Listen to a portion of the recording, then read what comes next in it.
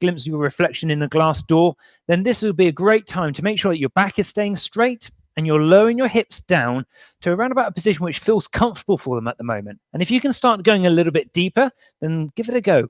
Just start to work on that movement and just getting a little bit deeper if you can. Next, we're going to take into a step back lunge. So taking a large step backwards, lower the back knee down towards the floor and then step up with your feet together. And we're going to alternate from one leg to the other. Each time you take that large step back, again, we want your back to be straight and I want your weight to be equal between both feet. So when you lower your back knee down towards the floor, you'll be very stable as well. Now, this is a stable exercise and this is one that you're going to come back to. So as I take you through different options through the workout, if at any time you're doing a lunge movement, this is where you could always come back to if you need to. Next, what we're going to do is we're going to start to get your heart rate a little bit higher. So I want you to imagine you've got a skipping rope, and I just want you pushing off the floor. Now, whereas you're pushing off the floor, your heart rate is going to start to sneak up a little bit higher. So just keep working on that heart rate. Pushing off the floor not only activates a lot of muscles around the calf areas, but also starts to activate a lot of the small muscles around your feet, which means that they've got themselves ready for the workout ahead as well. Next, what we're going to do is just start to create a little bit of a jump from side to side. There's going to be a couple of exercises in today's workout where we're going to be changing direction. So it's always good to start to put in a very specific warm-up to the activities that we're going to do. Next, what we're going to do is we're going to scissor those legs forwards and backwards. And again, on this movement, what you're going to do is practice moving forwards and backwards, and again, prepare yourself for some of our more dynamic movements. Okay, just loosen up your legs a little bit here. Let's bring your arms up to the side of your face into almost like a boxing combat position. You're going to jab, cross, jab, and then we're going to jump 180 degrees and again, jab, cross, jab. Now, as you start to throw these punches forwards, I want you to connect your feet to your fists. And what that means is you're going to be pivoting off your feet each time you throw those punches, which allows your whole body to integrate together and focuses you on being quite dynamic as you extend those arms forwards at around about head height. Excellent. Okay, just loosen up a little bit. Let's just take a little bit about maybe 15 to 20 seconds of jumping jacks, starting to get your heart rates up a little bit more. And again, starting to make this movement from side to side a little bit more dynamic, ready, because in that last round of exercises where you're going to push your fitness, it's a great exercise to be ready for. Okay, next up, arms high. You're going to drive your knee up and down 3 times on one side, then pivot over to the opposite side, and again, drive your opposite knee up 3 times as well. Let's do it again on the opposite side. This is a great dynamic movement. Not only does it activate a lot of muscles, but it also helps you create this big range of movement available as well. Let's take you into these last ones here. Now, let me show you your first exercise. It is going to be a combination of a squat and a step back lunge alternating on each leg. Let's go straight into it for 45 seconds of work. Take yourself into that squat and then that step back lunge. Now, as you keep repeating these, start to think about what we said very much in the beginning, keeping your back straight and equal weight in between both of your feet. This will allow you to not only start to move with good depth, but it also gives you control as well. Now, these are all going to be conditioning exercises in the first round. And what's going to happen is you're going to do 45 seconds of work. And then what we're going to do is have 15 seconds recovery as we change between the exercises, as I will demonstrate the next exercise to you. Have a little breather there. The next exercise we're going to do is something called a walkout. So creating a little bit of space in front of you, you're going to hinge forwards from your hips and fold. From here, your hands are going to come out in front of you into a press-up position, and then push your hands as you bring yourself back up to a standing position. Let's get you working for 45 seconds. So you walk your hands into a press-up position, then push through your hands and bring yourself back up to a standing position. Now, each time you walk your hands back up, try to keep your legs as straight as possible. And for those of you which are very flexible, you're not going to feel too much tension and stretch coming through the legs. But if you're fairly stiff, either in your hamstrings or your lower back, Sometimes this can feel like quite a challenging exercise as well. It's a really good one for teaching good movement, but at the same time activating these posterior chains of muscles as well. Okay, relax there. Next exercise we're going to do is down onto the floor. So come and join me in a press-up position. And from here, you're going to walk your knees underneath your chest in an exercise called a mountain climber. Okay, let's get moving. 45 seconds of work. Now, I want you to think about squeezing your shoulder blades together. And by doing that, it might feel like your body just lowers down another inch. And that's absolutely fine. What this focuses on is engaging the upper body. So we want this whole workout to really hit all the different areas of the body. So consider this, squeezing your shoulder blades together gets you to activate your upper back muscles and gets you into a stronger plank position as you walk those knees underneath the body. Now, if your wrists start to become uncomfortable, just stop at any time, give them a little shake, loosen them up again, and then try to repeat it back again.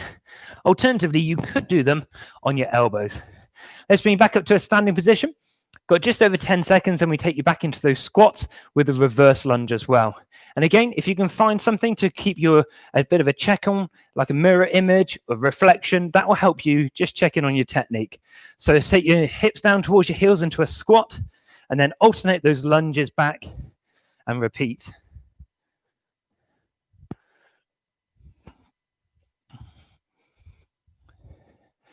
Now, as you're doing this movement, again, keeping your back straight, but try to make sure that your weight is equal between both feet, not only in the squat, but in the lunges as well.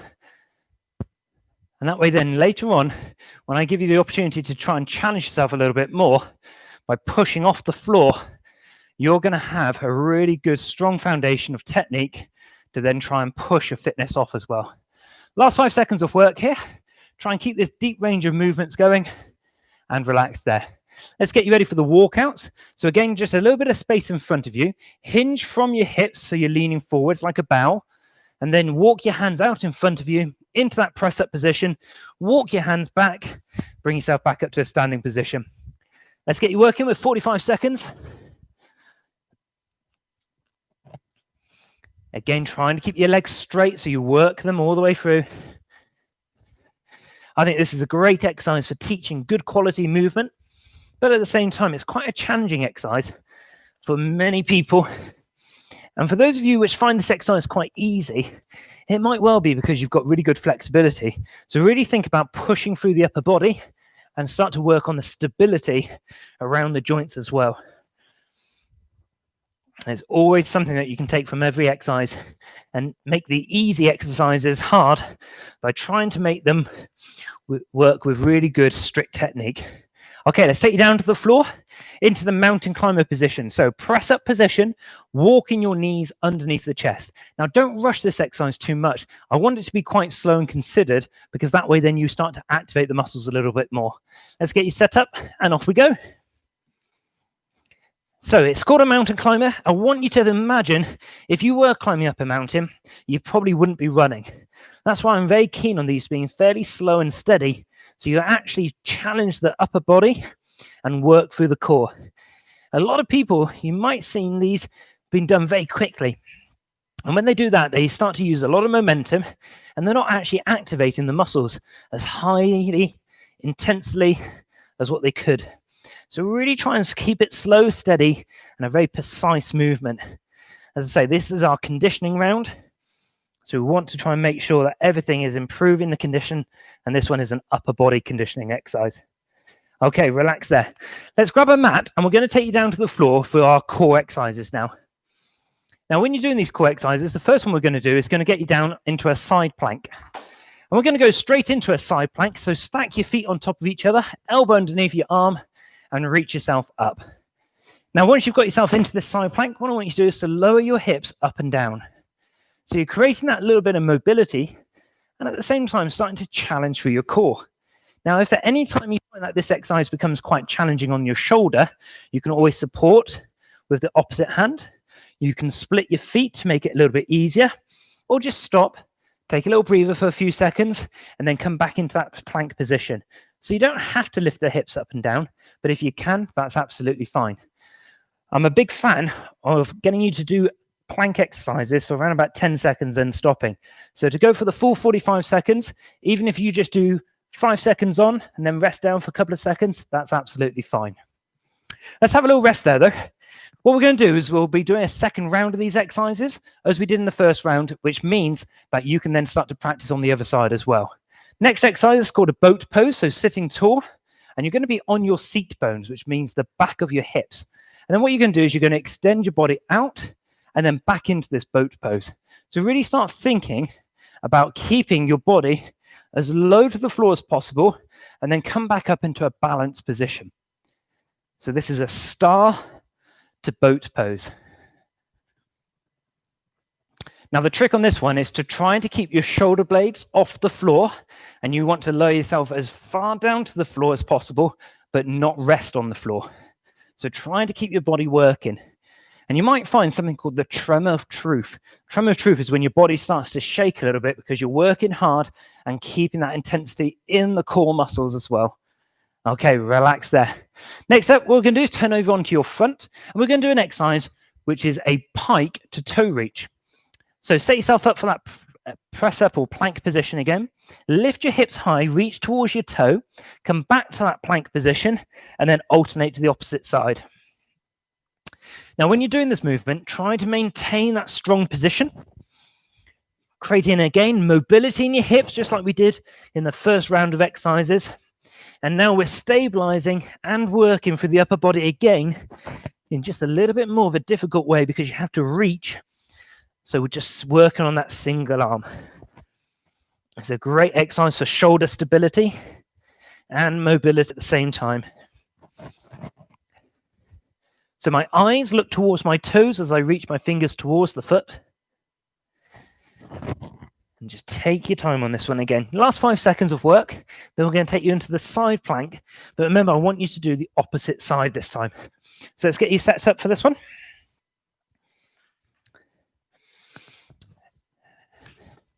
Feet stacked upon each other, elbow underneath the shoulder. Let's get you ready for a strong side plank position. Up we go for 45 seconds.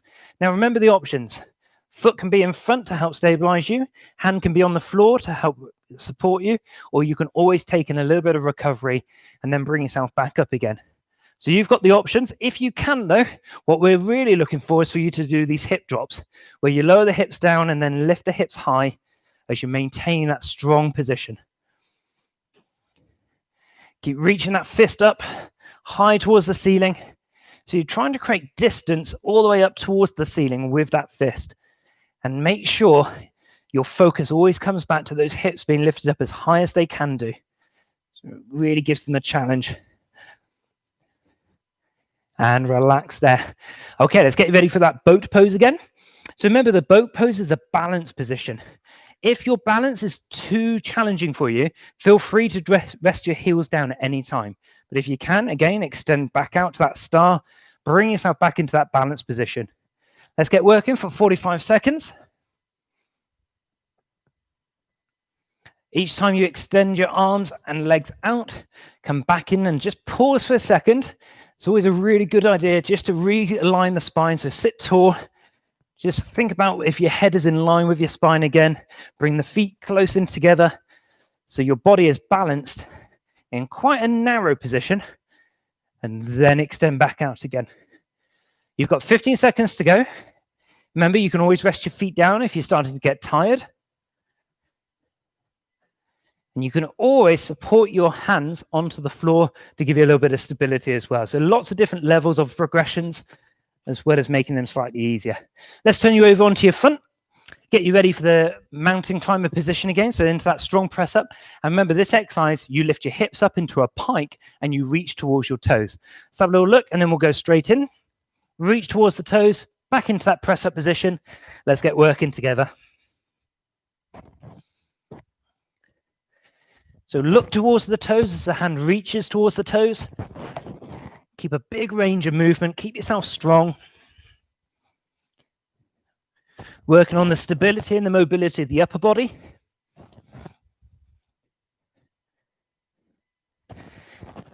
maybe think about squeezing your glutes together when you come back to that press-up position. Do you remember the very first exercise that we did? Oh, sorry, not the first exercise, but in the first round, we were talking about squeezing your shoulder blades together in the mountain climber. So just think of squeezing the shoulder blades together, get yourself back into that strong position as well. Okay, let's get rid of the mats. We're now going to take you into our third round of exercises. This is where we're going to challenge your fitness a lot more. So I've got 3 challenging exercises for you, and I want you to try and keep up with as many repetitions as you can. The first one, hands to the side of your head, it's called a prisoner squat. You're just going to push off the floor and rotate 90 degrees at a time. So once you've got round to one side, come back to the center and then push yourself over to the opposite side as well. What you're looking to do here is to maintain that big, powerful movement where you push off the floor and bring yourself back up into that balanced position. Now, the quicker that you move in between these repetitions, the more intense it's going to be. You can also challenge yourself with a little bit more height if you wanted to. And if you jump not into your jumping and it doesn't feel good for your joints, that's absolutely fine. Just take your time and just go into a deep squat, keeping your hands to the side of your head. Okay, great job. Now, the next exercise is called a push-off lunge. So do you remember that lunge position we did in our warm-up and also in some of our reverse lunges in the first exercise? Same position, but this time you're going to drive your knee up, reset back down, and you're going to repeat this action. Let's get you working. So drive your knee up, reset down towards the floor, push your foot off the floor into that big dynamic movement. Now, as you start to drive your knee up high, you're going to keep this strong, powerful movement and try and get as much height as you can. So really push off the floor with that front leg, step back, reset, and then off you go again. And what you're going to notice is, again, you're starting to get a bit of burning coming into the muscles. And as those muscles start to burn a little bit, they start to fatigue. Remember which leg it is that's in front, because we're going to need to do the opposite side on the second round of exercises. So big movement still, and relax there. Now, the last exercise we're going to do is a nice big step apart. I'm going to lean into the center of the room. What I'm going to do is touch down onto the floor, and you're going to push off from one side to the other. Now, if you can touch the floor, that's great. But if you want to, you can just rest your leg onto your knee. So this one is a bit of a cardiovascular work, so I want you to try and move as quick as feels comfortable for you. If you want to overtake my movement, that's absolutely fine. But I want you to be encouraged to keep your chin and chest up and your eyes looking forwards. Don't look down towards the floor too much, because I want you to feel a stretch for your inner thigh, not just lean forwards for your back. So remember, you've got the option of just pushing the leg out towards the sides and resting the hand onto the thigh, but just keep skipping across the room from one side to the other. Very quick rhythmic movement here. And relax there. Okay, let's take you through those 3 exercises again. So the first exercise is a prisoner jump squat. Remember, rotating 90 degrees at a time. You have got the option of doing a whole 180-degree jump. So when you're ready, 45 seconds starts from now. You pick if it's 90 degrees or 180. And I want you to pick the intensity that feels comfortable for you, but yet challenging as well. So you pick the intensity you want to work through. You get in as many repetitions as you can. Just try to work on the depth of the movement and then push from one side to the other. You've got just over 15 seconds to go. Try and keep that speed up if you can. However many times you want to overtake my movement, that's absolutely fine, as long as the quality of movement is good. Hands to the side of the head so they can't use any momentum. That keeps the challenge up. And relax there. Okay, the push-off lunge on the opposite side now. So back down to a lunge position. Make sure your weight is distributed between both legs. Just over 5 seconds before we start to go here. 3, 2, and off we go. Push off the floor, drive the knee back up high. Keep that big range of movement going again.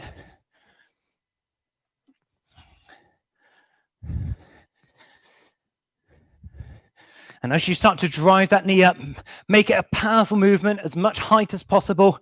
Push off the floor, make it an explosive movement.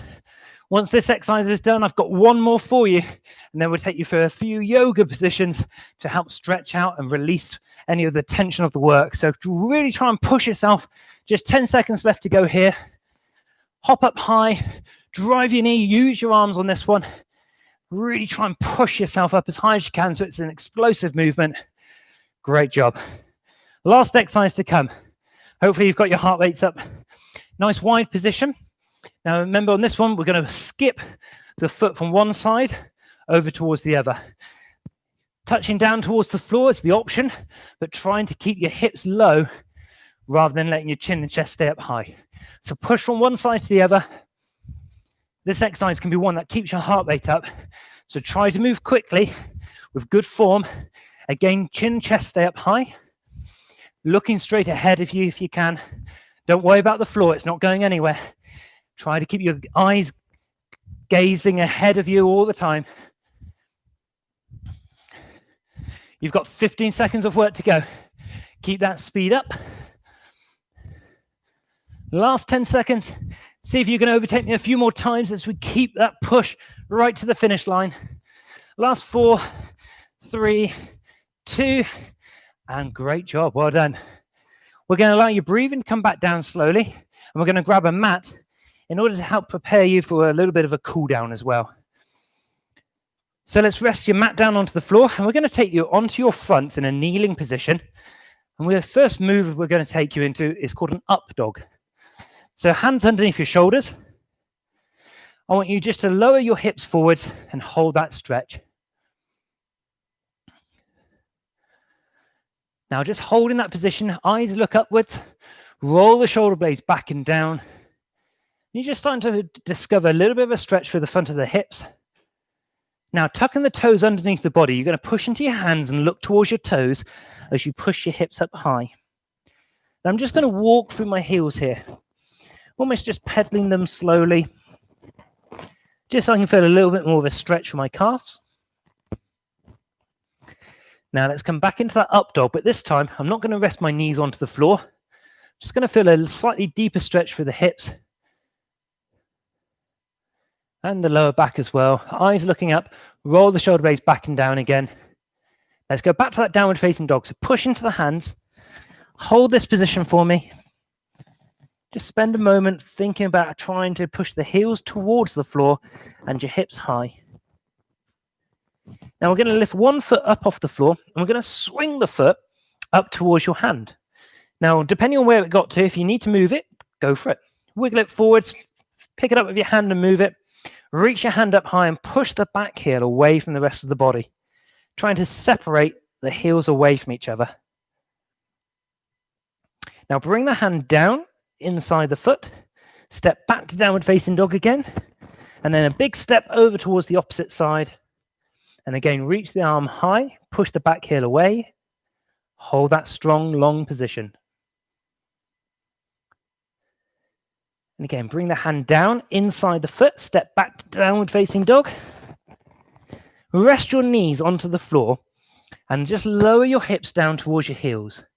I want you just to creep a little bit of distance, your fingers going forwards, and feel a stretch from the underarms all the way down the sides of your back. Now slowly transfer your weight onto your feet, bring yourself back up to a standing position, roll up through the spine gradually, loosen the body out a little bit. Next, we're going to take you into a balanced position. So standing on one foot, bring yourself into a quadricep stretch. So tall position, push the foot into the palm of your hand.